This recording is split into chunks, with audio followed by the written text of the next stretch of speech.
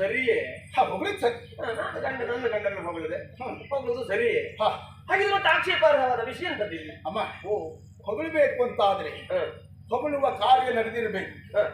ಆ ಕಾರ್ಯ ನಡೆದಿರಬೇಕು ಅಂತಾದ್ರೆ ಆ ಒಬ್ಬ ವ್ಯಕ್ತಿಯಿಂದ ಸಾಧ್ಯತೆ ಇಲ್ಲದೆ ಇದ್ದಾಗ ಆ ಕಾರ್ಯಕ್ಕೆ ಕಾರಣಕ್ಕೆ ಯಾರ್ಯಾರೆಲ್ಲ ಸೇರ್ಪಡೆಯಾಗಿದ್ದಾರೆ ಅವ್ರ ವಿಷಯವು ಪ್ರಸ್ತಾಪ ಮಾಡಬೇಕು. ಆ ಕಾರ್ಯದ ಸಂಪೂರ್ಣ ಯಶಸ್ಸಿಗೆ ಪಾಲ್ದಾರರಾದವರನ್ನೆಲ್ಲ ನಾವು ಹೇಳ್ತೇವೆ. ಯಾಕೆ ಗೊತ್ತಮ್ಮ, ಒಂದು ಕ್ಷೇತ್ರ ಒಂದು ಕಾರ್ಯ ಸಮಷ್ಟಿಯಿಂದ ನಡೆದಾಗ ನಾವು ವ್ಯಕ್ತಿನಿಷ್ಠರಾಗಿ ಹೊಗಳುವುದಲ್ಲ, ಅಲ್ಲ ಎಲ್ಲ ನನ್ನಿಂದಲೇ ಅಂತ ಹೇಳ್ಕೊಳ್ಳುವುದಲ್ಲ. ಸರಿ, ಸಮಷ್ಟಿಯಾಗಿ ಎಲ್ಲರಿಂದಲೂ ಈ ಕಾರ್ಯ ಈಗೇನಿದೆ ಹಾಗೆ ಹೇಳಿದಾಗ ಮತ್ತೊಬ್ಬರು ಆಕ್ಷೇಪಿಸುವುದಕ್ಕಾಗುವುದಿಲ್ಲ. ಈಗ ನಾನೇ ಆಕ್ಷೇಪಿಸಬೇಕಾಯ್ತು. ಯಾಕೆ ಗೊತ್ತಾ? ನೀವು ಮಾಡಿದಂತಹ ಕಾರ್ಯ, ಆಡಿದ ಮಾತು, ಘೋರ ದಾನವರು ಯುದ್ಧಕ್ಕಾಗಿ ಬಂದಾಗ ಅವರನ್ನೆಲ್ಲ ಹಾಕೊಂಡ್ರಿ ಹೀಕೊಂಡ್ರಿ. ದಾನವಾಂತಕ ನಮ್ಮವರು ಹೇಳುದು. ಹೌದು ಹೌದು, ದಾನವಾಂತಕ ಹೆಸರು ಅದೇ ಹಾಗೆ ಅಮ್ಮ. ಈ ಕೆಲವು ಕಡೆಯಲ್ಲೆಲ್ಲ ಆಗುವುದೇ ಹಾಗೆ. ಪಾಪ ಪರದೇಶಿಗಳ ಬಡ ಮಕ್ಕಳು ಕೆಲಸ ಮಾಡುವುದು, ದೊಡ್ಡ ಸಂಬಳ ತಗೊಳ್ಳೋದು, ದೊಡ್ಡವರಿಗೆ ಹೆಸರು ಬರುವುದು. ಹೀಗಾಗಾಯ್ತಾ? ಇಡೀ ದಿವಸ ದುಡಿಯುವವರು ಮಕ್ಕಳು ಹೆಸರು ಮಾಡ್ಕೊಂಡು ಹೋಗುವವರು ಒಂದು ಸ್ವಲ್ಪ ಹೊತ್ತಿಗೆ ಹೋಗುವರು. ಇಲ್ಲಿ ಆದದ್ದು ಹಾಗೆ. ಇದ್ದು ಹೋಗುವ ಸ್ವಲ್ಪ ಹೊತ್ತು ಬಂದು ಹೋಗೋರು ಇದ್ರಲ್ಲ, ಜಾಗ್ರತೆ. ಸ್ವಲ್ಪ ಹೊತ್ತು ಬಂದು ಹೋಗುವರು, ಸ್ವಲ್ಪ ಹೊತ್ತು ಬಂದು ಹೋಗುವರು, ಸ್ವಲ್ಪ ತಗೊಂಡು ಹೋಗ್ಬೇಕು. ಒಂದು ಪಕ್ಷ ತಗೊಂಡ್ರು ಆ ಮಕ್ಕಳಿಗೆಲ್ಲ ಕೊಟ್ಟು ಹೋಗ್ಬೇಕು.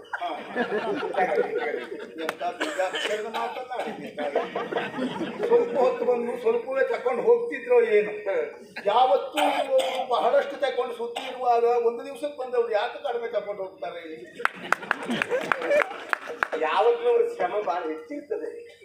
ಯಾವ್ದು ಒಂದ್ ದಿವ್ಸ ಬಂದವರು ಇನ್ನು ಮಾತ್ರ ಒಂದ್ ದಿವ್ಸ ಹೋಗ್ತದ, ಬೇರೆ ಕಡೆ ಪ್ರತಿ ದಿವಸ ಹೋಗಿರ್ತಾರೆ. ಶ್ರಮ ಅಷ್ಟೇ. ಎಲ್ಲ ಕಡೆ ಕೊಟ್ಟು ತಗೊಂಡು ಎಲ್ಲ ಕಲಿಬೇಕಲ್ಲ, ಎಲ್ಲ ಉಳಿಬೇಕಲ್ಲ. ಈಗ ಅಪರೂಪಕ್ಕೆ ಬರುವವರೆಗೂ ಹೊಣೆಗಾರಿಕೆ ಉಂಟು. ಎಲ್ಲಾ ಕಡೆ ಉಳಿಸುವುದು, ಒಂದೇ ಕಡೆ ಉಳಿಸುವುದಲ್ಲ. ಹಾಗಿದ್ರೆ ಈಗ ನಮ್ಮವರು ಮಾಡಿದ ಕಾರ್ಯದಲ್ಲಿ ಯಶಸ್ಸು ನಮ್ಮವರಿಗೆ ಒಬ್ಬರಿಗೆ ಅಲ್ಲ ಅಂತ ಮತ್ತೆ ಅದು ಉಂಟು. ಯಶಸ್ಸು ಅಲ್ಲ, ಹೆಸರು ಒಬ್ಬರಿಗೆ ಅಲ್ಲ. ಹಾಗಾದ್ರೆ ಯಾರು? ಹೋರಾದಾನವರೆಲ್ಲ ಸಮರಕ್ಕೆ ಬಂದರೆ ಅವರನ್ನ ಸೇರಿಕೊಂಡದ್ದು ಯಾರು? ನಾನು, ನೀನು, ಸುದರ್ಶನ. ಆ ಹರಿಯ ಜೊತೆಯಲ್ಲಿ ನಾನಿರುವುದರಿಂದ, ಹರಿಯ ಕೈಯಲ್ಲಿ ನಾನು ಚಕ್ರವಾಗಿ ಇರುವುದರಿಂದ ಸುಲಭವಾಗಿ ಘೋರದಾನವರನ್ನ ಹರಿಕೊಂಡು ಮುಗಿಸಿದ.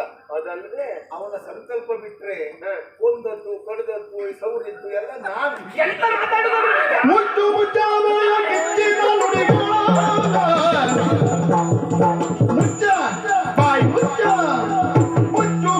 ಬಾಯ ಕಿಚ್ಚಿನ ನುಡಿಗಳ ಕೊಟ್ಟದಿರೆನ್ನೊಡನೆ, ನುಡಿಗಳ ಕೊಟ್ಟದಿರೆನ್ನೊಡನೆ.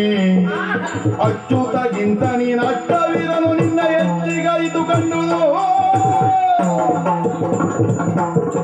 ಮುಚ್ಚ ಬಾಯಿ ಅಲ್ಲ, ನಾನು ಸೇರಿಕೊಳ್ಳುವುದರಿಂದ ಸರ್ವಕ್ಕೂ ಕಾರಣ. ಸತ್ಯ ಹೇಳಿದ್ರೆ ಬಾಯಿ ಮುಚ್ಚುವುದು ಯಾಕಮ್ಮ? ಅದಲ್ಲದೆ ಹೋದ್ರೆ ನಮ್ಮವ್ರನ್ನ ಏನೂ ಅಲ್ಲ ಅನ್ನುವ ಹಾಗೆ, ಕೇವಲ ಸಂಕಲ್ಪ ಮಾತ್ರ ಅವನದ್ದು ಮಾಡಿದ್ದಲ್ಲ ನಾನು ಅಂತ ಹೇಳಿದೆಲ್ಲ. ಅವರೊಂದು ಜಾತಿ ಉತ್ಸವ ಮೂರ್ತಿ. ಅವ್ರು ಕರೆದಾಗಲೂ ಹೋಗುವಾಗಲೂ ಹೇಳ್ತಾರೆ, ನಾನು ಬಾಳೆಲ್ಲ ಎಂತ ಮಾಡುವುದಿಲ್ಲ, ಬರ್ತೇನೆ, ನನ್ನಿಂದ ಬಹಳ ನಿರೀಕ್ಷೆ ಮಾಡಬೇಡಿ ಅಂತ ಹೇಳ್ಕೊಂಡೆ ಮಾತಾಡ್ಕೊಂಡೆ ಬರುವುದು. ಹಾಗಾದ್ರೆ ನೀವು ಹುಡುಗ ಕಡಿಮೆ ಮಾಡಬೇಡಿ. ಹುಡುಗ ಕಡಿಮೆ ಮಾಡಿದ್ರೆ ಅಲ್ಲೇ ಹಿಂದೆ ಕೊಟ್ಟು ಬಿಡ್ತಾರೆ ಅವರು. ಹಾಗಲ್ಲ, ನಮ್ಮವರನ್ನು ಸಾಮಾನ್ಯದವರನ್ನು ಭಾವಿಸಿದ್ದೇನೆ.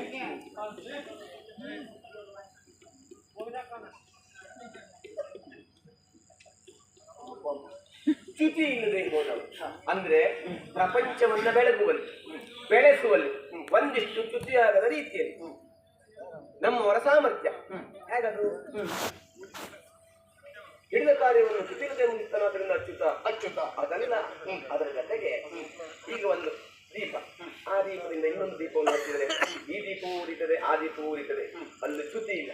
ಅದ್ರ ಜೊತೆಗೆ ನನಗೊಂದು ಪದ್ಯ ಬರ್ತದೆ, ನಿಂಗೆ ಹೇಳ್ಕೊಡ್ತೇನೆ, ನೀನು ಹೇಳ್ತೀಯ, ನಾನು ಹೇಳ್ತೇನೆ. ಇಲ್ಲಿ ಚ್ಯುತಿ ಆಯ್ತಾ, ಅಲ್ಲಿ ಬೆಳವಣಿಗೆ ಆಯ್ತು. ದೀಪವೂ ಹಾಗೆ, ಇಲ್ಲಿ ದೀಪವೂ ಉಂಟು, ಹಚ್ಚಿದ ದೀಪ ಮತ್ತೆ ಬೆಳಗ್ತಾ ಹೋಗ್ತದೆ, ಇಲ್ಲಿ ಚ್ಯುತಿ ಆಯ್ತಾ, ಆಗಿಲ್ಲ. ಹಾಗೆ ನಮ್ಮವರ ವಿಷಯಗತದ್ದು ನಾರಾಯಣ ಕಲಿಸಿಕೊಂಡವ. ಹಾಗಾಗಿ ಚ್ಯುತಿ ಇಲ್ಲದೆ ಇರುವಂತಹ ಅಚ್ಯುತನ ಕಾರ್ಯದಲ್ಲಿ ಚ್ಯುತಿ ಕಂಡ ನೀನು ಅಲ್ಲ. ಅದ್ರ ಜೊತೆಗೆ ನಾನು ಸೇರಿಕೊಂಡದ್ರಿಂದ ಅಂತ ಹೇಳಿದೆಲ್ಲ ವಾರಿ ಜನ ಬಾಬಾ ಬಾಬಾ ನಮ್ಮವರ ಬಗ್ಗೆ ಇಷ್ಟು ತಾತ್ಸಾರವಾಗಿ ಮಾತಾಡ್ತೀಯ ಅಂತಾದ್ರೆ ಎಷ್ಟೋ ತಪ್ಪು ನಿನಗೆ ಸಲಿಗೆ ಹೆಚ್ಚಾಯ್ತು ಅಂತ ಅನಿಸ್ತದ. ಈಗ ಕಂಡುದ ನುಡಿದರೆ ಕಂಡದ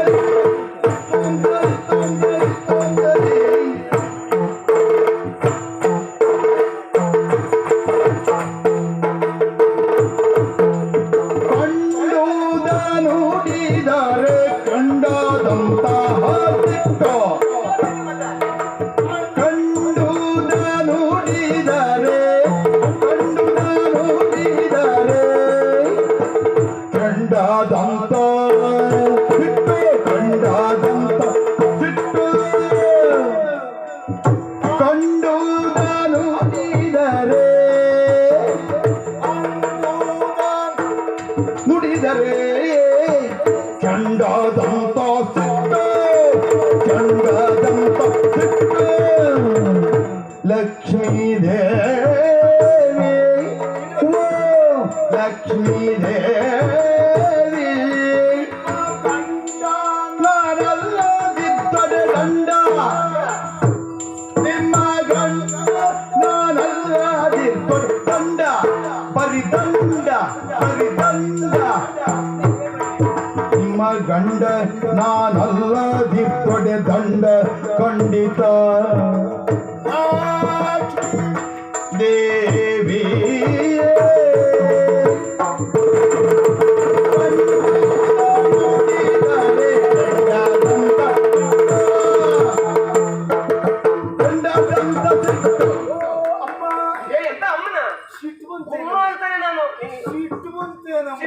ಮತ್ತೆ ನನ್ನ ಗಂಡನ ಬಗ್ಗೆ ನನ್ನ ಎದುರಿನಲ್ಲಿ ನೀನು ಹಾಗಲ್ಲ ಹೇಳ್ತೀಯ ಅಂತಾದ್ರೆ ಕಂಡುದ ನುಡಿದರೆ ಕೆಂಡದಂತಹ ಸಿಟ್ಟು ಅಂದ್ರೆ ನಾವು ಎಲ್ಲರ ಸಿಟ್ಟು ನೋಡಿದ್ದೇವೆ ನಿಮ್ಮ ಸಿಟ್ಟು ಮಾತ್ರ ಇನ್ನೂ ನೋಡ್ಲಿಲ್ಲ ಯಾಕೆ ಯಾಕಂದ್ರೆ ನೀವು ಎಲ್ಲೂ ಸಿಟ್ಟು ಮಾಡಿದ್ದೇ ಇಲ್ಲ ಹೌದು ಆದ್ರೆ ಇವತ್ತು ಹಾಗಲ್ಲ ಸಿಟ್ಟು ಬರದೇ ಇರ್ತದ ಕಂಡುದ ನುಡಿದರೆ ಕೆಂಡದಂತಹ ಸಿಟ್ಟು ಕಂಡದ್ದು ನೋಡಿದ್ರೆ ಕೆಂಡದಂತ ಸಿಟ್ಟಲ್ಲ ಇದು ಲೋಕದ ಜನಸಾಮಾನ್ಯರಿಗೆ ಈ ಮಾತು ಬಳಕೆಯಲ್ಲಿದೆ ಅಮ್ಮ ಇದ್ದದ್ದನ್ನ ಇದ್ದ ಹಾಗೆ ಹೇಳಿದ್ರೆ ಎದ್ದು ಬಂದು ಒದ್ದ ಅಂತ ಹೌದು ನಿಮಗೂ ಹಾಗೆ ಆಯ್ತು ಈಗ ನಾನು ಇದ್ದದ್ದನ್ನ ಕಂಡ ಹಾಗೆ ಹೇಳಿದ್ನೋ ಇಲ್ಲವೋ ಹಾಗಾಗಿ ನಿಮಗೆ ಸಿಟ್ಟು ಬಂದದ್ದು ಕಾರಣ ನಿಮ್ಮ ದೃಷ್ಟಿಯಲ್ಲಿ ನಿಮ್ಮ ಮಿತಿಯಲ್ಲಿ ನಿಮ್ಮ ಗಂಡ ಅಂದ್ರೆ ಮಹತ್ತರ ಮಹಾನ್ನತ ಅವನನ್ನು ಮೀರಿದ್ರೆ ಮತ್ತೆ ಯಾರು ಇಲ್ಲ ಎನ್ನುವ ಒಂದು ಕಲ್ಪನೆಯಲ್ಲಿ ನೀವಿದ್ರಿ ನನ್ನ ಮಿತಿಯಲ್ಲ ಪ್ರಪಂಚವೇ ಹಾಕ್ತಾ ಇದ್ದಿದೆ ಅದನ್ನ ನಾವೊಬ್ಬನೇ ಅಲ್ಲ ನೀವು ತಿಳಿದದ್ದೇ ಪ್ರಪಂಚ ಅಲ್ಲಮ್ಮ ಅದಲ್ಲದೆ ಹೋಗಿ ಪ್ರಪಂಚದ ತಿಳುವಳಿಕೆ ಬೇರೆ ಆಗಿರಬಹುದು ಹಾಗಂತ ಕಂಡದ ನೋಡಿದ್ರೆ ಅಂತ ಹೇಳಿಯಲ್ಲ ಕೆಲವೆಲ್ಲ ಹಾಗೆ ಕಂಡದ್ದನ್ನು ನೋಡಿದ್ರೆ ಕೋಪ ಮಾಡಿದ್ರೆ ಸರಿಯೇ ಅದಲ್ಲ ಕೋಪ ಮಾಡಬಾರ್ದು ಕಾಣದಿದ್ದನ್ನು ಹೇಳಿದ್ರೆ ಅಮ್ಮ ಓ ಇಲ್ಲದೆ ಇದ್ದದ್ದನ್ನ ಉಂಟು ಅಂತ ಹೇಳಿದ್ರೆ ತಪ್ಪು ಅಂತ ಆಗ್ತದೆ ಆವಾಗ ಸಿಟ್ಟು ಬರ್ತದೆ ಇದ್ದದ್ದನ್ನ ಇದ್ದ ಹಾಗೆ ಹೇಳಿದ್ರೆ ತಪ್ಪು ಆಗುವುದಿಲ್ಲ ಸಿಟ್ಟು ಮಾಡಬಾರದು ಅಪರೂಪ ಸಿಟ್ಟು ಬರೋದಿಲ್ಲ ಹಾಗೆ ಇಲ್ಲಿದ್ದನ್ನು ಇದ್ದು ಅಂತ ಹೇಳಿದಾಗ ಸಿಟ್ಟು ಬರುದು ನನಗೆ ಅರ್ಥ ಆಯ್ತು ಗಂಡನ ಬಗ್ಗೆ ಇಂಥ ಮಾತು ಬಂದಾಗ ಸಹಜವಾಗಿ ನಿಮ್ಗೆ ಸಿಟ್ಟು ಬಂದಿರಬಹುದು ಅಲ್ವಾ ಆದ್ರೆ ಒಂದು ಮಾತು ನೆನಪಿಟ್ಟುಕೊಳ್ಳಿ ಏನು ನಿಮ್ಮ ಗಂಡ ಅವ್ರು ಕುಳಿತಿದ್ದಾರಲ್ಲ ಅವ್ರು ನಿಜವಾಗಿ ಥೋರ್ದಂಡ ಸಾಹಸಿ ಹೌದು ಅಂತಾದ್ರೆ ಅದು ಯಾವಾಗ ನಾನು ಅವರ ಜೊತೆಯಲ್ಲಿದ್ದಾವಾಗ ನೀ ಇಲ್ಲೇ ಹೋದ್ರೆ ಎಲ್ಲಿಯಾದರೂ ನಾನಿಲ್ಲ ಅಂತಾದರೆ ಆದ್ರೆ ನಿಮ್ಮ ಗಂಡ ಕೇವಲ ದಂಡ ಗಂಡ ದಂಡ ಎಂತ ಮಾತಾಡೋ ಕೇಳ್ರೆ ಒಲೆಯವರ ಮನನು ಮತ್ಸವರ ಕೂರ್ಮ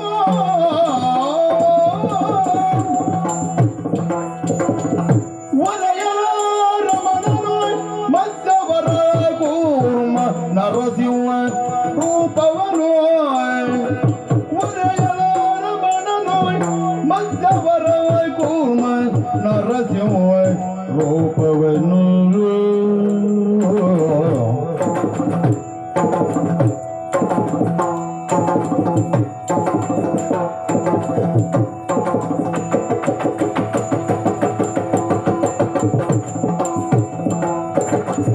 ರೂಪವ ಧರಿಸಿ ದಾನವರನ್ನು ತರಿವಾಗ ದಾನವರನ್ನು ತರಿವಾಗ ನೀನೆಲ್ಲಿ ತೆರಳಿ ಅಡಗಿದ್ದೆ ಪೇಳು ನೀನೆಲ್ಲಿ ತೆರಳಿ ಅಡಗಿರ್ದೆ ಪೇಳು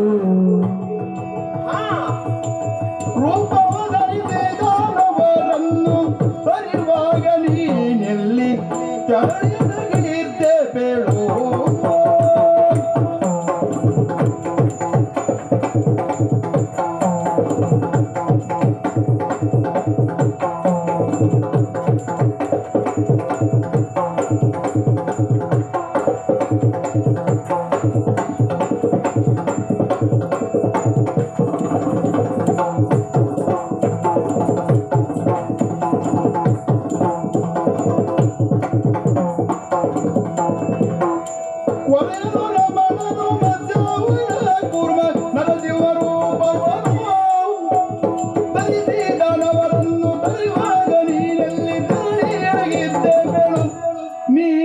ತೆರಳಿ ಅಡಗಿದ್ದೆ ಬೇಳು ನೀನೆಲ್ಲಿ ತೆರಳಿಯೊಡಗಿರ್ರಿ ಬೀಳು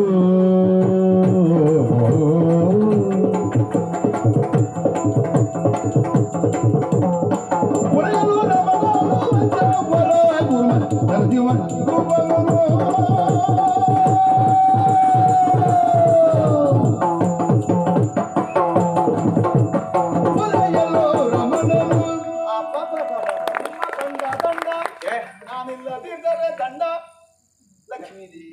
ನನ್ನೆಲ್ಲಿ ಹೇಳಿದ್ದಕ್ಕಾಯ್ತು. ನಿಮ್ಮೆದುರಿಗೆ ಹೇಳಿದ್ದದು. ಬೇರೆ ಯಾವ ಹೆಂಡತಿ ಎದುರಿಗೆ ಹೋಗಿ ಹಾಗೆ ಹೇಳ್ಬೇಡ ನನ್ನ ಗಂಡ ಬಗ್ಗೆ. ಬೇರೆ ಯಾರದ್ದು ಹೆಂಡತಿ ಅದು ನಿಮ್ಮ ಗಂಡನ ಸುದ್ದಿ ಎಷ್ಟು ಸೊಕ್ಕು ನಿನಗೆ. ಏನು ಅಲ್ಲ ಅವರ ಗಂಡನ ವಿಷಯ ಹೇಳಬಾರ್ದು ಅಂತ. ಬೇರೆಯವರೆಲ್ಲ ಹಾಗೆ ಹೇಳುವುದು. ನೇರ ಮಗನೆನ್ನುವಂತಹ ಕಾರಣ ಅದಲ್ಲದೆ ಹೋದ್ರೆ ದಂಡ ಅಂತ ಹೇಳಿದೆಯಲ್ಲ, ದಾನವರು ಬಂದಾವಾಗ ನಾನು ಸಹಕರಿಸಿದೆ. ನಾನು ಸೇರಿಕೊಂಡುವುದರಿಂದ ನಾನು ಒಬ್ಬನೇ ಅಲ್ಲ, ನಾನು ಸೇರಿಕೊಂಡುವುದರಿಂದ ಹಾಗೆ ಹೇಳಿದ್ರೆ ಸುಲಭದಲ್ಲಿ ಬಿಡ್ತೇನೆ ಅಂತ ವಾಯಿಸಬೇಡ ನೀವು. ಅಲ್ಲ, ಸತ್ಯ ಒಪ್ಪಿಕೊಂಡ್ರೆ ಆಯ್ತಪ್ಪ. ಒಪ್ಪಿಕೊಂಡ್ರೆ ಆಯ್ತು ಅಂತ ಹೇಳಿದ್ರೆ ಪ್ರಶ್ನೆಗಳುಂಟು. ವಿಮರ್ಶಿಸಿ ಒಪ್ಕೊಳ್ಬೇಕು. ನಾವು ಚರ್ಚಿಸಬೇಕು. ಯಾಕೆ? ಯಾವುದೇ ವಿಷಯ ಆಗಿರಬಹುದು, ಸಾರ ಸಂಸಾರದಲ್ಲಿ ನಾವು ಒಪ್ಕೊಳ್ಳುವುದಲ್ಲ, ಸತ್ಯ ಮಿತ್ರಗಳನ್ನು ನೋಡ್ಬೇಕು ಅಲ್ವಾ? ಹಾಗಾಗಿ ಒಂದೆರಡಲ್ಲ, ಕೆಲವು ಪ್ರಶ್ನೆ ಹೌದು. ಯಾವಾಗೂ ಒಲ್ಲೆ ಅಂದ್ರೆ 60 ಬಲ್ಲೆ ಅಂದ್ರೆ ಕೇವಲ. ಈಗ ನೀವು ಬಲ್ಲೆ ಅಂತ ಹೇಳಿದ್ದೀಯ, ನೀವು ಅದನ್ನು ನಿರೂಪಿಸ್ಬೇಕು. ಅಂದ್ರೆ ನಾನು ಹೌದು ಅಲ್ವೋ ಎನ್ನುವುದನ್ನು ನಿಮಗೆ ಮನವರಿಕೆ ಮಾಡಬೇಕು. ನಮ್ಮವರ ಜೊತೆಗಿದ್ದು ನೀನು ನಾನು ಸಾಧಿಸಿದೆ ಅಂತ ಹೇಳಿಲ್ಲ. ನಮ್ಮವರು ನೆಪ ಮಾತ್ರ ಕಾರ್ಯ ನನ್ನದು ಅಂತ ಹೇಳಿದೆಯಲ್ಲ. ಖಂಡಿತ ಹೌದು. ಕೆಲವು ಉದಾಹರಣೆಗಳನ್ನು ಹೇಳ್ತೇನೆ ನಾನು, ಬೇಡ ಕೆಲವು ಪ್ರಶ್ನೆ ಕೇಳ್ತೇನೆ, ಹೇಳಿ. ಅದಕ್ಕೆ ನೀನು ಉತ್ತರಿಸಬೇಕು. ನೋಡೋಣ. ಪ್ರಶ್ನೆ 1. ಗಟ್ಟಿ ಪ್ರಶ್ನೆ ಅರ್ಥ ಆಗಿದ್ರು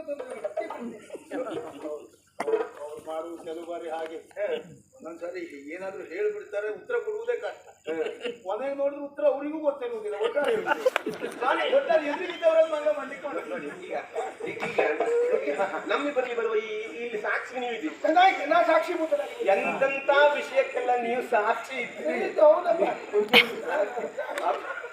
ನಿಮ್ಮನ್ನು ಒಂದು ಸಾಕ್ಷಿ ಇದ್ರು ಅಂತ ಸಾಕು ಅಲ್ವಾ? ಅವರು ಸಾಕ್ಷಿ ಕೆಲವು ವಿಷಯದಲ್ಲೆಲ್ಲ ಇದ್ದಾರೆ, ಮತ್ತೆ ಬಾಯಿ ಬಿಡುವುದಿಲ್ಲ ಅವರು. ಅದು ಗೊತ್ತು ಸ್ವಾಮಿ. ಈಗ ನಿಮ್ಮ ವಿಷಯವೇ ಉಂಟಿಲ್ಲ. ನಾನು ಬಾಯಿ ಬಿಟ್ಟರೆ ಕೆಟ್ಟು ಹೋಗ್ತದೆ. ಯಾಗ ಬಾಯಿ ಬಿಡುವುದಿಲ್ಲ. ಯಾರು ಕೇಳ್ತಾರೆ? ಏನು ಕೇಳ್ತಾರೆ? ಅದನ್ನು ಬಾಯಿ ಬಿಡುವುದಿಲ್ಲ. ಹಾಗಾಗಿ ನೋಡಿ ಅಮ್ಮ, ಎಷ್ಟು ವರ್ಷದಿಂದ ಒಂದೇ ರೀತಿ ಇದ್ದಾರೆ. ಆಗಿ ಹೋಗ್ತಿದ್ದಾರೆ ಸ್ವಾಮಿ. ಈಗ ನಿಮ್ಮದೇ ವಿಷಯ ಆಗ್ತದೆ, ನೀವು ಬಾಯಿ ಬಿಡಬೇಕೆ? ಬೇಡ. ತಾಯಿ ಮಕ್ಕಳ ಜಗಳ ನೋಡ್ಲಿಕ್ಕೆ ಮಾಡಿ ಜಗಳ ಮಾಡಿ ಎಷ್ಟು ಮಟ್ಟಿಗೆ ಅಂದ್ರೆ ಈಗ ಅವನು ಹೇಳಿದ ವಿಷಯ ನಾನಲ್ಲದೆ ಹೋದ್ರೆ ನೀವೇನು ಅಲ್ಲ ಅಲ್ಲ ನೀವೆಂತ ಹೇಳು. ಈಗ ನಾ ಕೇಳುವಾಗ ಪ್ರಶ್ನೆಗಳು ಅದು ನಿಮ್ಮ ಕುರಿತಾದಂತಹ ಪ್ರಶ್ನೆಗಳಲ್ಲಿ ಹೌದು ಅವನು ಉತ್ತರಿಸಿದ್ರೆ ಅದು ಹೌದು ಅಲ್ಲ ಒಂದು ಸಾಕ್ಷಿ ಅಲ್ಲ. ಅವನು ಮನಸ್ಸು ಕಂಡಾಗ ಸಾಕ್ಷಿ ನೀವು ಸಾಕ್ಷಿ ಬೇಕು. ನೀವು ಸಾಕ್ಷಿ ಮಾತ್ರ ಬೇಕು. ಅದ್ರ ದೇವ್ರು ದೇವ್ರು ಹೆಚ್ಚು ಮಾತಾಡ್ಲಿಕ್ಕಿಲ್ಲ. ಒಂದೊಂದು ಯಾಕೆ ನೋಡಿ ಕೊಟ್ಟು ಹೋಗ್ಬಿಡ್ತಾರೆ. ಅಲ್ಲ, ಒಂದು ಕೆಲಸ ಮಾಡು, ಸಾಕ್ಷಿಯನ್ನು ಆಗಾಗ ಬಯಸುವುದು ಅದೊಂದು ಅಲ್ವೇ. ನೀನು ಮಾತಾಡುವಲ್ಲ, ಸಾಕ್ಷಿಯನ್ನು ಆಗಾಗಾದ್ರೂ ಕರೀರಿ. ಅದ್ರಲ್ಲ ನಿತ್ಯ ಕರೀತೇನೆ ಮಾಡಬಾರ್ದು ನೀವು ಅಂತ. ಈಗ ಹೇಳಿದ್ದಲ್ಲ ನಿಮ್ಗೆ, ನಾನು ರಕ್ಕಸಗಳ ಬಂದವಾಗ ಜೊತೆಯಾಗಿದ್ದೇನೆ. ಹೌದಾ? ಮತ್ತೆ ಒಂದು ಮೊದಲಾಗಿ ತಮಾಸುರ. ಹೌದಾ? ಅವ ವೇದಗಳನ್ನು ಅಪಹರಿಸಿದ್ನಂತೆ. ಅಂತನು ಲೋಕಕ್ಕೆ ಕತ್ತಲೆ ನಿಂತವ ಅಂತ ಅಂತವ ಅವತನನ್ನು ನಮ್ಮೂರು ಮಧ್ಯಾವತಾರದಿಂದ ಕೊಲ್ಲುವ ಸಂದರ್ಭಕ್ಕೆ ನಮ್ಮೂರೇ ಮಧ್ಯಾವತಾರವನ್ನು ತಾಳಿ ಅವನನ್ನು ಕೊಂದ್ಬಿಟ್ರು. ಹೌದು, ವರಹಾವತಾರವನ್ನು ತಾಳಿ ಹಿರಣ್ಯಾಕ್ಷನನ್ನ ತಾಡಿ ಕರೆದ ತೆಗೆದುಕೊಳ್ಳುವಾಗ ಶ್ವೇತವರ. ಹೌದು, ನೀನು ಎಲ್ಲಿದ್ದೆ? ಇನ್ನು ನರಸಿಂಹಾವತಾರ. ಹೌದಾ? ನರನು ಅಲ್ಲದ, ಪ್ರಾಣಿಯೂ ಅಲ್ಲದ, ವಿಚಿತ್ರವಾದಂತಹ ಆಕಾರದಲ್ಲಿ ನರಸಿಂಹನಾಗಿ ಬಗೆ ಬಗೆದುಕೊಳ್ಳುವ ಸಂದರ್ಭಕ್ಕೆ ನೀನು ಎಲ್ಲಿದ್ದೆ? ನರಸಿಂಹ. ಆಮೇಲೆ ಹುಲಿಯನ್ನ ತನ್ನ ಪಾದದಿಂದ ರಸಾಂತರ ತರುವ ಸಂದರ್ಭಕ್ಕೆ ಆ ಪಾದ ಪುಣ್ಯ ಪಾದ ನೀ ಎಲ್ಲಿದ್ದೆ? ಬರೀ ಹೇಳಿದ್ರೆ ಆಗ್ಲಿಲ್ಲ. ಈ ಎಲ್ಲ ಕಾರ್ಯಗಳನ್ನು ನಡೆಸುವ ಸಂದರ್ಭಕ್ಕೆ ನಾನು ಇದ್ದೆ. ನಾನು ಸೇರಿಕೊಂಡುವುದರಿಂದ ಅಂತ ಹೇಳಿಲ್ಲ. ನೀ ಎಲ್ಲಿ ಸೇರ್ಕೊಂಡಿದ್ದೆ? ನಾನು ಪ್ರಶ್ನೆ ಗಟ್ಟಿ ಉಂಟು. ಮತ್ತೆ ನೋಡು, ಉತ್ತರ ಹೇಗೆ ಸಾಕ್ಷಿ ನೀವು ಬೇಕಾಗಲ್ಲ. ಉತ್ತರ ಅವನು ಗಟ್ಟಿ ಕೊಡಬೇಕು. ನೋಡು ಹೇಗೆ ಕೊಡ್ತಾರೆ ಅಂದ್ರೆ ನಿಮ್ಮ ಯಜಮಾನಿಗೆ ಪ್ರಶ್ನೆ ಗಟ್ಟಿ ಆದದ್ದು ಗೊತ್ತಾಯ್ತು. ಉತ್ತರ ಅವ್ರಿಗೆ ಗೊತ್ತುಂಟು. ಆದ್ರೂ ನಾನೇ ಹೇಳಿದೆ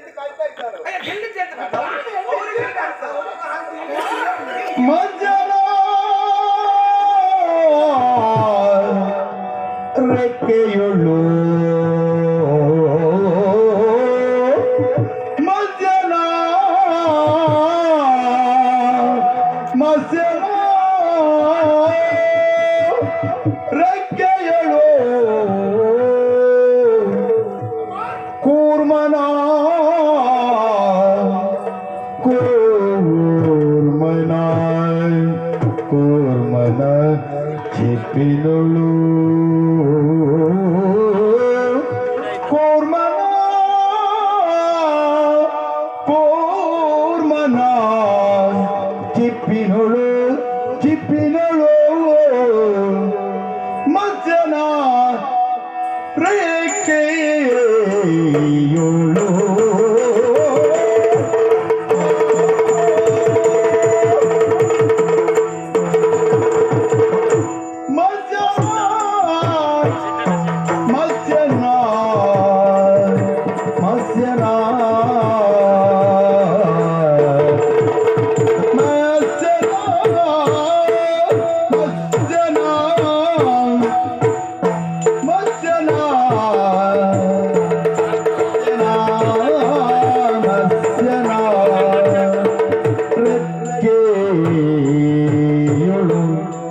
Masena, masena,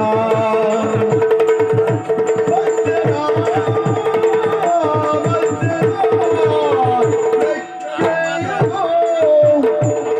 masena, masena, masena,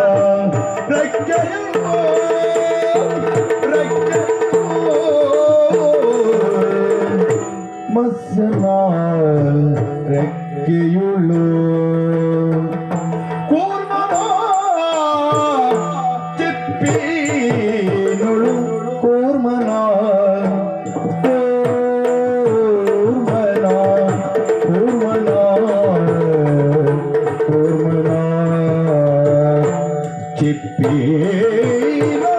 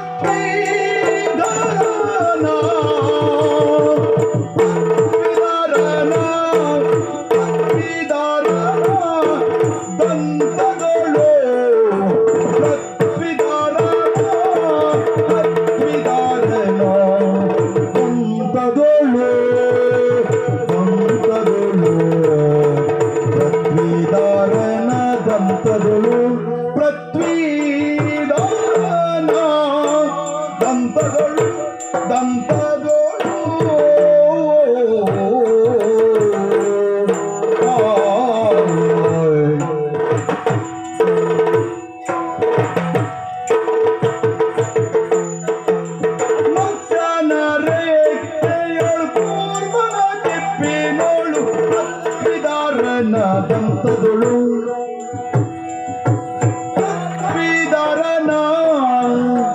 ದಂತದೊಳು ದಂತದೊಳು ದಂತದೊಳು ಪೃಥ್ವಿದಾರನ ದಂತದೊಳು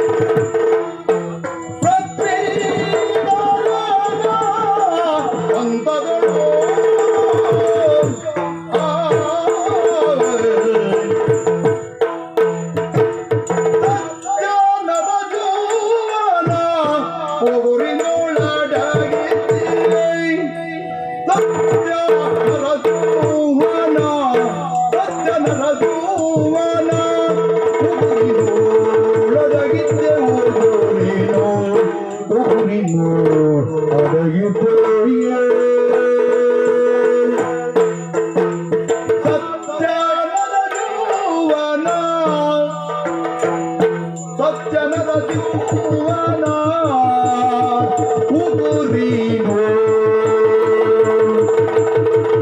ಉಗುರೇನು ಉಗುರೇನು ನಡಗಿದ್ದೆ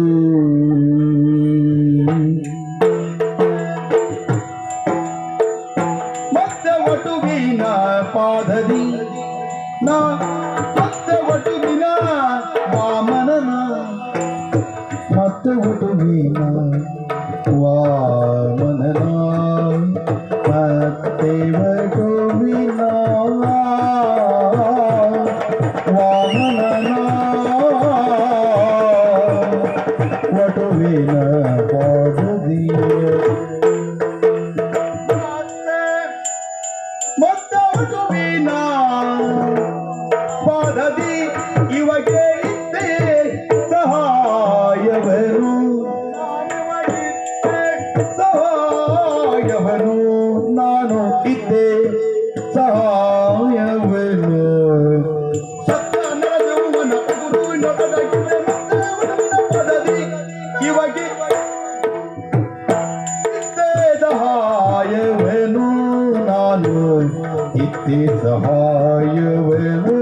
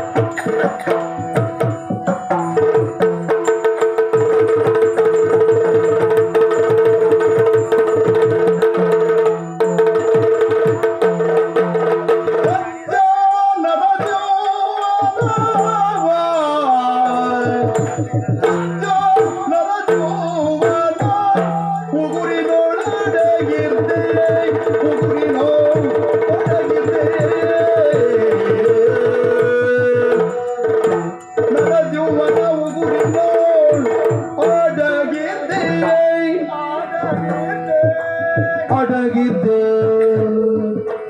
ಮತ್ತೆ ವಟುವಿನ ಪಾದ ವಾಮನನ್ ವಟುವಿನ ವಾಮನ ಮತ್ತೆ ವಟುವಿನ ಪಾದದಿ ವಾಮನನ ಪಾದದಿ ಪಾದದಿ ಇವಗೆ ಇದ್ದೆ ಸಹಾಯವನ್ನು ಇದ್ದೆ ಸಹಾಯವನ್ನು ಕೂರ್ಮನ ಚಿಪ್ಪಿನೋ ಮತ್ಸ್ಯನ ಬೆಕ್ಕೆಯೋ ಕೂರ್ಮನ ಚಿಪ್ಪಿನೋಳು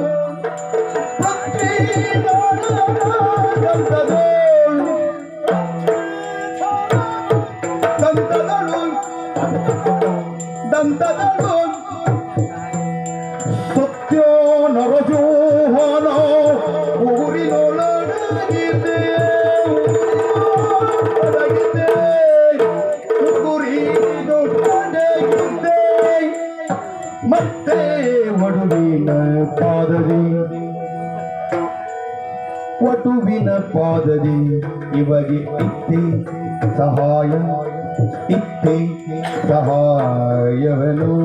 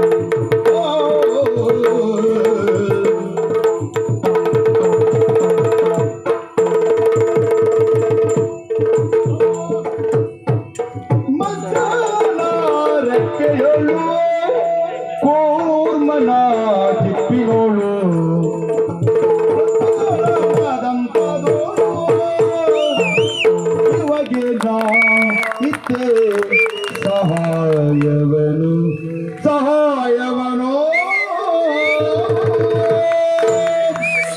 ನಾ ಸುಮ್ಮನೆ ಹೇಳಿದ್ದಲ್ಲ. ಬಲ್ಲೆ ಅಂದ್ರೆ ಗೊತ್ತು, ಬಲ್ಲೆ ಅಂದ್ರೆ ಜೀವಲ್ಲ ಏನ. ಹೌದಮ್ಮ, ಯಾಕೆಂದ್ರೆ ನೀನು ಕೇಳಿದ ಪ್ರಶ್ನೆ ಬಹಳ ಬಿಗುವಾದ ಪ್ರಶ್ನೆ. ಇಷ್ಟರವರೆಗೆ ಇಲ್ಲಿಯ ಜನರ ಮನಸ್ಸಿನಲ್ಲಿ ನಿನ್ನ ಕೆಲಸ ನಿನ್ನ ಮಾತೇ ಅಷ್ಟೊತ್ತಿದೆ. ಹಾಗಾಗಿ ನಾನು ಸಾಧಾರಣ ಕೆಲಸ ಮಾಡಿದ್ರೆ ನಿನ್ನ ಕೆಲಸ ಮರ್ತು ಹೋಗುವುದಿಲ್ಲ ಅಂತ ಇಷ್ಟು ಮಾಡಿದ್ದೆ. ಹಾಗಿದ್ರೆ ನಮ್ಮವರನ್ನ ಮರೆಸುವ, ನಿಮ್ಮವರನ್ನ ಆಗ ಮೆರೆಸಿದ ಈಗ ಮರೆಸುವ ಸಾಹಸ ನಿನ್ನದಾಗಿದೆ ಹೇಳಿದೆಯಲ್ಲ. ಅಂತಾದ್ರೂ ನಾನು ಕೇಳಿದಂತಹ ಯಾವೆಲ್ಲ ಪ್ರಶ್ನೆಗಳಿಗೆ ಅನುಕ್ರಮಣ ಕೇಳಿ ಒಂದೊಂದ ಉತ್ತರ ಕೊಡ್ಬೇಕು ನೀನು. ತಮಾಸುರ ತಮಾಸುರ ಅಲ್ವಾ? ಹೌದು. ಅವನನ್ನು ನಿಮ್ಮ ಗಂಡ ಕೊಂದದ್ದು ಮತ್ಸ್ಯಾವತಾರವನ್ನು ತಾಳಿ ನೀರಿನಲ್ಲಿ ಹೋಗಿ ಒಂದು ಬರೆದು ಬಂದಿದ್ದೇನೆ. ಮತ್ಸ್ಯಾವತಾರ. ಹೌದು. ಮೀನು. ನೀನು ಅಮ್ಮ, ಈ ಮೀನಿಗೆ ಬಲವಾದದ್ದು ಯಾವುದು ಹೇಳಿ? ಮೀನಿಗೆ ರೆಕ್ಕೆಯೇ ಬಲ ಅಂತ ಹೇಳಿ ಅಲ್ವಾ? ಹೌದು. ಆ ರಕ್ಕಸನನ್ನ ತಮಾಸುರನನ್ನ ನಿಮ್ಮ ಗಂಡ ಕೊಂದದ್ದು ಅದೇ ರೆಕ್ಕೆಯಲ್ಲಿ ಬಡಿ ಬಡಿದು ಬಂದಿದ್ದಾರೆ. ರೆಕ್ಕೆಯಲ್ಲಿ ಬಡಿದ ರೆಕ್ಕೆಯಿಂದ ತಿವಿದು ಹೌದು ಬಡಿದು ಹೌದು ಕೊಂದದ್ದು. ಪೂರಸಿ ಹಾಗೆ ರೆಕ್ಕೆ ಅಂತ. ಆ ರಕ್ಕಸನ್ನು ಕಚ್ಚಿಕೊಂಡದ್ದಲ್ಲ ಗಂಡ, ಅಲ್ಲಲ್ಲ ರೆಕ್ಕೆ ಹಲ್ಲಿನಿಂದ ಕೊಂದದ್ದಲ್ಲ, ರೆಕ್ಕೆಯಿಂದ. ಕೆಲವು ಅತೀ ಬುದ್ಧಿವಂತ ಮಾತುಗಾರರು ಎಡ ರೆಕ್ಕೆಯ ಬಳ ರೆಕ್ಕೆಯ ಮುಂದಿಂದ ಹಿಂದಿಂದ ಅದ್ರ ಜೊತೆಗೆ ಹೊರದಾಡುವಾಗ ಸಿಟ್ಟು ಅವ್ರಂತ ಪ್ರಶ್ನೆ ಮಾಡುವುದು ಯಾಕೆ ಗೊತ್ತಾ? ನಮ್ಮ ಎದುರಿಗೆಲ್ಲ ಬಂದಾಗ ಇಲ್ಲೂ ಇವ್ ದೊಡ್ಡ ಮಾತುಗಾರ ಅಂತ ಆಗ್ಲಿ ಅಂತ ಅಷ್ಟೇ ಅಮ್ಮ. ಅದಲ್ಲ, ರೆಕ್ಕೆ ಅಂದದಿ ಮುಗೀತು. ಮೀನಿಗೆ ಆ ರೆಕ್ಕೆ ಈ ರೆಕ್ಕೆ ಅದೆಲ್ಲ ಅಧಿಕ ಪ್ರಸಂಗ ಇವಳು ಅಪ್ಪನಂತ ಅಮ್ಮ. ಅದ್ರ ಜೊತೆಗೆ ಮತ್ತ ಆ ಮೀನಿಗೆ ಯಾವ್ಯಾವ ರೀತಿ ರೆಕ್ಕೆ, ಯಾವ್ಯಾವ ರೆಕ್ಕೆ, ಎಷ್ಟು ರೆಕ್ಕೆ ಅದು ರೆಕ್ಕೆ ಅದೆಲ್ಲ ನಿನಗೆ ಹೇಳುದ. ಮತ್ತೆ ಈ ಮೀನಿನ ಬಗ್ಗೆ ಎಲ್ಲ ನಮಗೆ ವಿವರಣೆ ಕೊಡುವುದು ಅಮ್ಮ. ಆಗ ನಾನು ತಮಾಸುರನನ್ನ ಕೊಂದದ್ದು ಮೀನಿನ ರೆಕ್ಕೆಯಿಂದ. ಓ, ನಮ್ಮವರು ಮತ್ಸ್ಯಾವತಾರವನ್ನು ತಾಳಿ ನೀರಿನಲ್ಲಿ ಹೋಗಿ ತಮಾಸುರನ್ನು ಕೊಲ್ಲುವ ಕಾಲಕ್ಕೆ ನೀನು ಎಲ್ಲಿದ್ದೆ? ಅವರ ರೆಕ್ಕೆಯಾಗಿದ್ದೆ. ರೆಕ್ಕೆಯಾಗಿದ್ದೆ. ಒಟ್ಟು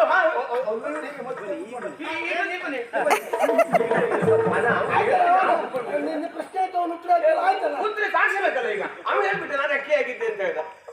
ಹಾಗಿದ್ರೆ ಅದು ಹೌದಾ? ಮತ್ಸ್ಯಾವತಾರ ನೀನು, ನಾನು ರೆಕ್ಕೆ, ನೀವು ಮಧ್ಯ ಮಾಂಸಕೊಂಡಾಗಿದ್ದೆ. ಬುಡದ ಮಂಡೆ ಮಾಂಸಕೊಂಡು ಮಧ್ಯ ನೋಡಿ ಒಂದು ರೀತಿ. ಹೌದೌದು ಮುಡಿ ಗಂಡ. ಹೌದೌದು, ಮೀನು ತಿನ್ನೋರು ರೆಕ್ಕೆ ತಿಂದು ಬೀಸಾಡ್ತಾರೆ. ಮೀನು ತಿನ್ನೋರು ರೆಕ್ಕೆ ತಿಂದೆ ಅದು ಬೀಸಾಡ್ತಾರೆ ಅಂತ. ಯಾಕೆ ಬೀಸಾಡ್ತಾರೆ ಗೊತ್ತಾ? ಪ್ರಯೋಜನ ಇಲ್ಲ ಅಂತ. ಖಂಡಿತ ಅಲ್ಲವೇ ಅಲ್ಲ, ಅದು ಜೀರ್ಣ ಆಗುವುದಿಲ್ಲ. ಓಹೋ, ಸರಿ ಸರಿ. ಜೀರ್ಣಕ್ರಿಯೆ ಆಗುವುದಿದ್ರೆ ಮಾಂಸಕೊಂಡದಿಂದ ಯಾಕೆ ಸುಮ್ಮನೆ ನಿಮ್ಗೆ ಜೀರ್ಣಿಸ್ಕೊಳ್ಳಿಕ್ಕೆ ಆಗ್ತದ?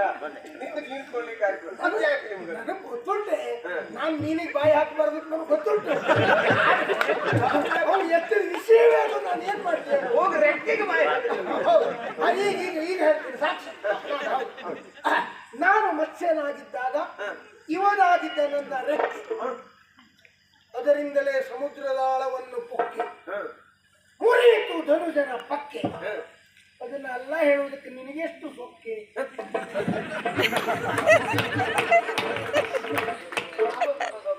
ದೇವರು ಎರಡೆರಡೇ ಮಾತಾಡಿದ್ರು, ಈಗಿನ ಮಾತಾಡಿದ್ದ.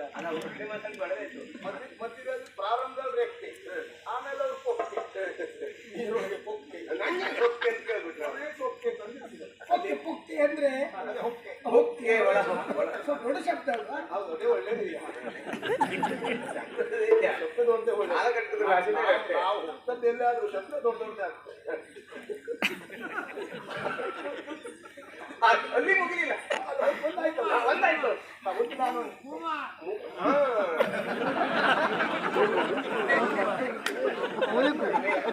ನಾವು ಯಾರನ್ನು ತಾತ್ಸಾರ ಮಾಡುವ ಪ್ರಶ್ನೆ ಇಲ್ಲ. ಇದು ಪೂರ್ಣ ಕೂರ್ಮಾವತಾರದ್ದಲ್ಲ, ಇದು ಇತ್ತೀಚೆ ಏನು ಮಾಡಿದ್ರು ಒತ್ತು ಬರುವುದೇ ಇಲ್ಲ.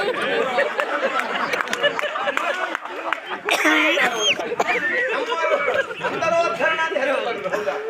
ಆ ಕಾಲಕ್ಕೆ ನಮ್ಮವರು ಕೂರ್ಮಾವತಾರನಾಗಿ ಕೂರ್ಮನಾಗಿ ಬೆನ್ನು ಕೊಟ್ಟು ಆವಾಗ ನೀನ್ ಎಲ್ಲಿದ್ದೆ?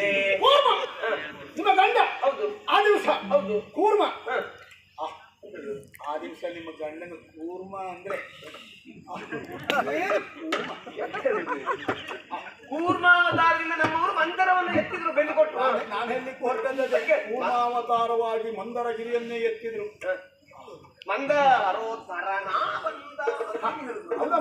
ಹಾಗಾದ್ರೆ ನಾನು ಆಗ ಎಲ್ಲಿದ್ದೇನೆ? ಕೂರ್ಮನಿಗೆ ರಕ್ಷಣೆ ಒದಗಿಸುವುದು, ಬಲಾಢ್ಯತೆಗೆ ಒದಗಿ ಬರುವುದು ಯಾವುದು? ಚಿಪ್ಪು. ಅಲ್ವಾ? ಹಾಗೆ ನಿಮ್ಮ ಗಂಡ ಕೂರ್ಮಾವತಾರಿ ಆದಾಗ ನಾನಾಗಿದ್ದೆ ಕೂರ್ಮನ ಚಿಪ್ಪು. ನೀನು ನಾನು ಚಿಪ್ಪು.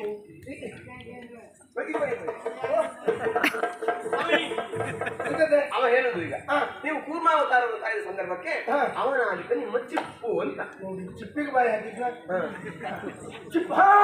ಕೂರ್ಮಾವತಾರ. ಕೂರ್ಮಾವತಾರ ಅವನಾಗಿದ್ದ ನನ್ನ ಚಿಪ್ಪು. ಅದು ಅಲ್ಲ ಅನ್ನುವುದು ತಪ್ಪು. ನೀನು ಅದನ್ನು ಒಪ್ಪು. ನಾನು ಇಷ್ಟು ಹೇಳಿದಾಗ ನಿನ್ನ ಮುಖವಾಯ್ತು ಮುಖಪ್ಪು. ಏನು ಪ್ರಾಸಬದ್ಧ ಮಾತು ದೇವರು. ಅದು ಆಗಾಗ ತಪ್ಪಾಗುತ್ತೆ. ಯಾಕೆ ಹೇಳುದು? ಅವ್ರಿಗೆ ಬೇಸರ ಆಗ್ಬಾರ್ದು ಅಂತ.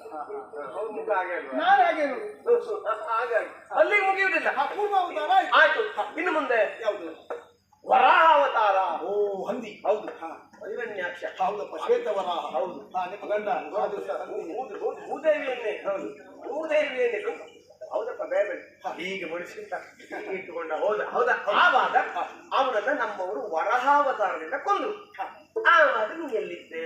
ಹಾಗೆ ವರಹಾವತಾರವನ್ನು ತಾಳಿದಾಗ ತನ್ನ ಕೋರೆ ದಾಡೆಗಳಿಂದ ಕೊಂದ್ರು ಆ ರಕ್ಕಸನನ್ನ ಕೊಂದದ್ದು. ಹೌದು. ಹಾಗೆ ಹರಿ ವರಹಾವತಾರವನ್ನು ತಾಳಿದಾಗ ನಾನಾಗಿದ್ದೆ ದಾಡೆ. ಈಗ ಅವರು ಹೇಳುದು ವರಹಾವತಾರದಲ್ಲಿ ಅವ ನಿಮ್ಮ ದಾಡೆ ಆಗಿತ್ತಂತೆ. ನೆನಪಾಯ್ತು. ನಾನು ವರಹಾವತಾರವನ್ನು ತಾಳಿದ ಸಂದರ್ಭ ಅವನಾಗಿದ್ದ ನನ್ನ ದಾಡೆ. ಕಳೆಯಿತು ಲೋಕದ ಪೀಡೆ. ನಾನು ಎಷ್ಟು ಹೊತ್ತಿಗೆ ಅವನನ್ನು ಬಿಟ್ಟು ಕೊಡೆ. ಒಪ್ಪಿಕೊಳ್ಳುವುದಕ್ಕೆ ನಂಗೇನು ಕೇಳಿ? ನಿನಗೇನು ಕೇಳಿ? ಸುಮ್ಮನೆ ಮಾತನ್ನು ಬಿಟ್ಟು ಓಡೆ. ಎಲ್ಲಿಗೆ ಓಡುದು? ಹೌದಾ?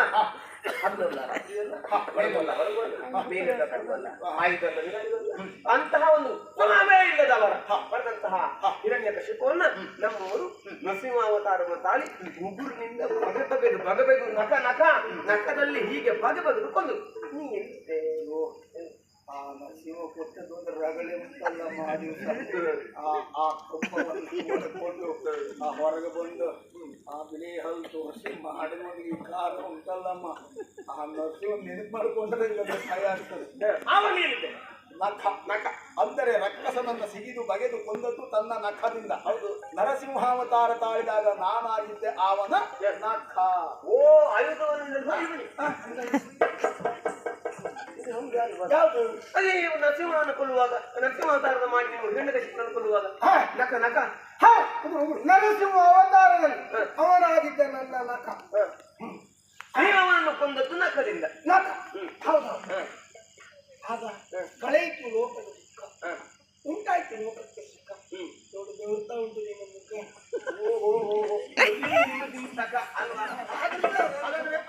ಮತ್ತೆ ಪ್ರಶ್ನೆ ಉಂಟು. ಇನ್ನೊಂದೊಂದು ಪ್ರಶ್ನೆ ಮುಗಿಲಿಲ್ಲ. ರಸಾತಳ. ಹೌದಮ್ಮ. ಒಂದಿನ ರಸಾತಳ ಕಟ್ಟುವ ಕಾಲಕ್ಕೆ ನಮ್ಮವರು ಪಾದದಿಂದ ಒತ್ತಿದ್ರು ಅವನನ್ನ. ಆ ಕಾಲಕ್ಕೆ ನೀ ಎಲ್ಲಿದ್ದೆ? ವಾಮನ ಅಲ್ವಾ? ವಾಮನ ಅವತಾರ ಅಲ್ವಾ? ಹೌದು. ಒಟುವಾಗಿ ಬಂದದ್ದು. ಹಾಗೆ ಬಲಿಯನ್ನ ರಸಾತಳಕ್ಕೆ ಕಟ್ಟಿದ್ದು ಹೇಗೆ? ಪಾದದಿಂದ. ಇವರು ವಾಮನಾವತಾರ ತಾಳಿದಾಗ ಇಷ್ಟೇ ಕುಳ್ಳ ಇದ್ರು, ಎಲ್ಲಿದ್ದಾರೆ ಅಂತ ಹುಡುಕಬೇಕಿತ್ತು. ಹಾಗೆ ಅವರು ಆ ಪಾದದಿಂದ ಬಲಿಯನ್ನು ಅಟ್ಟುವಾಗ ನಾನಾಗಿದ್ದೆ ಹರಿಯ ಪಾದ.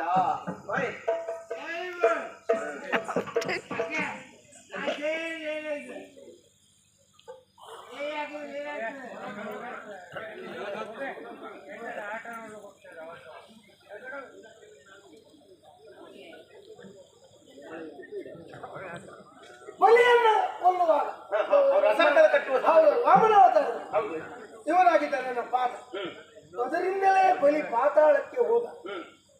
ಅದಕ್ಕಾಗಿ ಅದರಿಂದ ರೋಗಕ್ಕಾಗಿ ಹೋದ. ನಿನಗೆ ಇದೆಲ್ಲ ತಿಳಿದ್ರೆ ಆ ಹದ ನೀನು ಮಾಡುವುದೇ ಇಲ್ಲ ವಾದ. ಇನ್ನು ನಂದಿಲ್ಲ ವಾದ ಓ ಶ್ರೀಪಾದ. ಸಹಜವೇ ಓದಿ ವಾಣಿಯೇ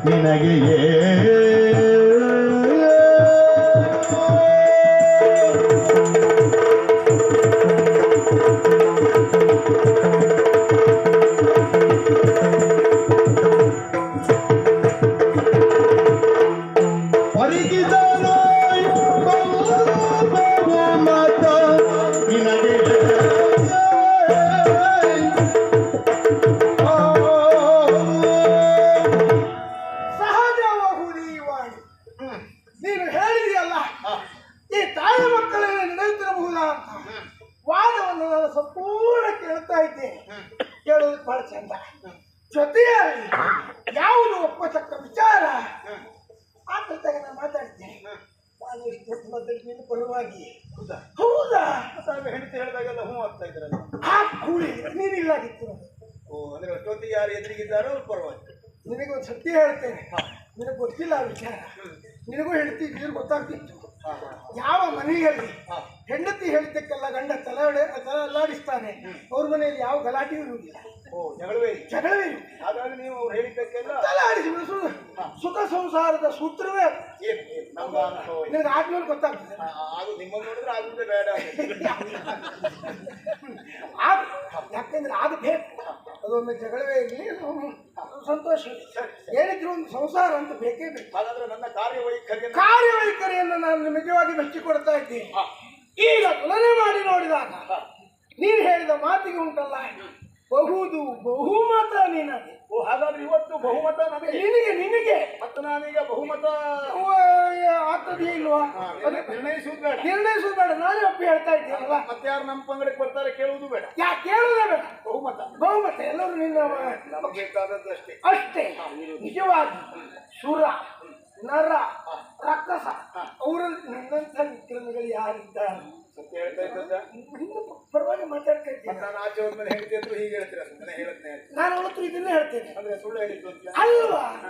ನಾನು ಇದಿಷ್ಟು ಹೇಳಿದ ಮಾತು ಸರಿ, ಅವು ಮಾಡಿದ್ದು ಹೌದು, ಮಾಡಿದ್ದು ಹೌದು, ಅದನ್ನೇ ಹೇಳ್ತೇನೆ. ನನ್ನ ಎದುರೇ ಒಂದು ಮಾತು ಹೇಳ್ಬೋದು. ಯಾರನ್ನ ಅವಳು ಸಿಟ್ಟು ಬಂದಿದೆ, ಸುಮ್ಮನೆ ಯಾರು ಸಿಟ್ಟು ಬಂದಾಗ ಆದಷ್ಟು ಕಡಿಮೆ ಮಾತಾಡ್ಬೇಕು. ಎಲ್ಲ ಕಡೆ ಗಂಡನಾಗೆ ನೀವು ಅಲ್ಲ, ಎಲ್ಲ ಕಡೆ ಅಂತಲ್ಲ, ಗಂಡನ ನಿಜವಾದ ಯಶಸ್ಸಿನ ಹುಟ್ಟೆ ಅದು ಪ್ರಾರಂಭ ಆದದ್ದೇ ವೈಕುಂಠದ ಆದರ್ಶ ಇಟ್ಟುಕೊಂಡಿದ್ದಾರೆ. ಆದ್ದರಿಂದಾಗಿ ನೀನು ಆ ಕುರಿತಾಗಿ ಯೋಚನೆ ಮಾಡುವುದು ಬೇಡ, ತಲೆ ಕಾಣಿಸಿಕೊಳ್ಳುವುದು ಬೇಡ. ನನಗೆ ಬೇಕಾದದ್ದು ಅದೇ ಅಲ್ವಾ? ನೀನು ಖಂಡಿತವಾಗಿ ನಾನಿಲ್ಲದೆ ನೀವಿಲ್ಲ, ಇಲ್ಲವೇ ಇಲ್ಲ. ನಾನಿದ್ದದ್ರಿಂದ ನೀವು, ನೀನು ಇಲ್ಲದಿದ್ರೆ ನಾನೇನೂ ಅಲ್ಲ. ಆಯ್ತಲ್ಲ? ಆಯ್ತಲ್ಲ?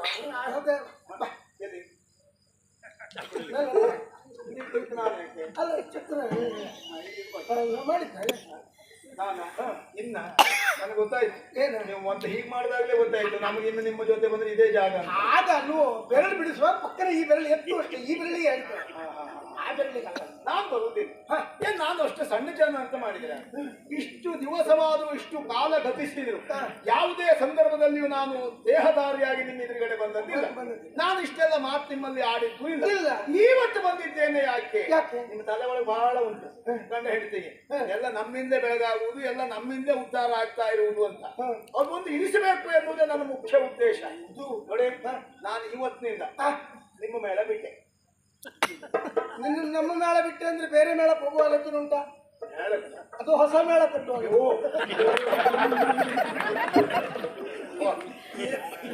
ಮೇಳ ಕೊಟ್ಟು ಸುದ್ದಿ ಅಂತ ಹೇಳಿ ಹೆದರಿಕೆ ಉಂಟೇನು? ಹೆದರಿಕೆ ಅಂತಲ್ಲ, ಬೇಡ ಬೇಡ ಅಂತ ಬೇಡ.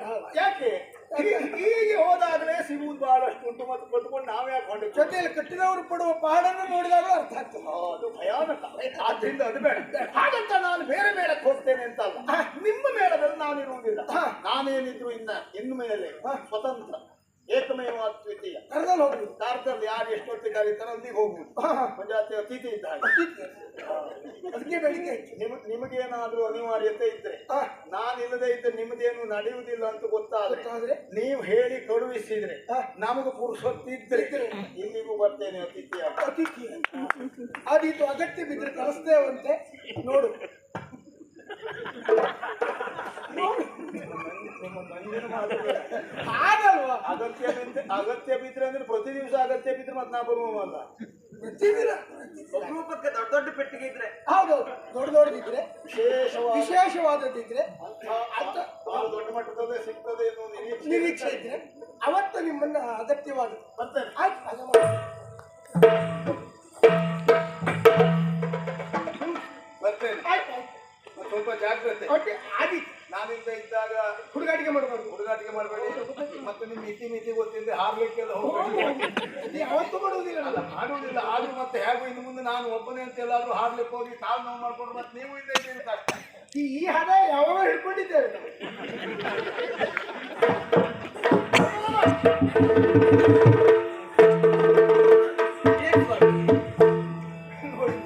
ಅಂಬುಜಾನನಿಗಿಂದ ಈತನ ಜಂಭವನು ಛೇದಿಸುವ ಹೊತ್ತಾರಂಭವಾದುದು. ಬೇಜರಿಸದಿರು ಮನದೊಳಗ್ ಇದಕ್ಕಾಗಿ ಬೇಸರಿಸದಿರೋ. ನಾನು ಆಗಲೇ ನಿನ್ನ ಮಾತನಾಡಿದ್ದೆ. ರಾಜಸ ಹಾಗೂ ತಾಮಸ ವೃತ್ತಿ ಪ್ರವೃತ್ತಿಯವರಿಗೆ ಇಲ್ಲಿ ಅವಕಾಶ ಇಲ್ಲ ಅಂತ. ಹೌದಾ? ಈತನಲ್ಲಿ ಅದೀಗ ಜಾಗೃತವಾಗುತ್ತಾ ಇದೆ. ಹಾಗಾಗಿ ಬಹುಶಃ ಅವನಾಗಿ ಸರಾಗಿದ್ದ. ನಾನು ನಾನು ನಾನು ನಿನ್ನಲ್ಲಿಯೇ ಕೇಳ್ತೇನೆ. ಕತ್ತಿಯಿಂದ ಕಡಿಯುವುದು ಸತ್ಯ, ಕಡಿಯುವ ಇರಬೇಡವೇ ನೀನು? ಕೈಯ ಕತ್ತಿಯೋ ಕತ್ತಿಯ ಕೈಯೋ? ಅಯ್ಯೋ, ಕರ್ತೃತ್ವ ಯಾರಿಗೆ? ಕಡಿಯುವವನಿಗೆ ಅಲ್ವಾ? ಕತ್ತಿಯ ಮೇಲೆ ಯಾರಾದ್ರೂ ಅಪವಾದವನ್ನು ಹಾಕಿಯಾರ? ಆರೋಪವನ್ನು ಹೊರಿಸಿಯಾರ? ಹಾಕಿದ್ರೆ ಕಡಿಯುವವರ ಮೇಲೆ ಹೊರಿಸ್ತಾರೆ. ಹಾಗೆ ಆ ಪ್ರಜ್ಞೆ ಇಲ್ಲದೆ ನಾನು ನನ್ನಿಂದ ಸರಿ ಇವನನ್ನು ಬಳಸಿಕೊಂಡದ್ದು ಸತ್ಯ. ಆದ್ರೆ ಅನಿವಾರ್ಯ ಅವನಲ್ಲವಾಗಿತ್ತು. ಏನೇ ತನ್ನಿಂದಲೇ ಎನ್ನುವ ಅಹಂಕಾರ ನೆತ್ತಿಗಡರಿದೆ. ಅದನ್ನ ಇಳಿಸುವ ಹೊತ್ತು ಸನ್ನಿಹಿತವಾಗಿದೆ. ನಿನ್ನ ಕುರಿತಾಗಿ ನಾನು ಹೇಳಿಕೆಯನ್ನು ಮಾಡಲಿಲ್ಲ, ನಿನ್ನ ಪರವಾಗಿ ಮಾತಾಡಲಿಲ್ಲ ಅಂತ ಬೇಸರಿಸಬೇಡ. ಯಾವಾಗಲೂ ಹಾಗೆ. ಇದು ಆರಬೇಕಾದ ಬೆಂಕಿ ಅಂತ ಆದ್ರೆ ಅದು ಮತ್ತಷ್ಟು ಪ್ರಜ್ವಲಿಸುವುದಕ್ಕೆ ಬಿಡಬೇಕು. ಆಡಿದ್ರೆ ತನ್ನಿಂದ ಆರಿ ಹೋಗ್ತದೆ. ಒಮ್ಮೆ ಆರ್ಲಿಲ್ಲ, ನಾವು ಆರಿಸೋಣ. ಅದ್ರ ಬಗ್ಗೆ ನೀವು ಯೋಚಿಸಬೇಡ. ಆದ್ರಿಂದ ಆ ಕಾಲದ ನಿರೀಕ್ಷೆಯಲ್ಲಿ ನಾನು ಇದ್ದೇನೆ. ನೋಡೋಣ.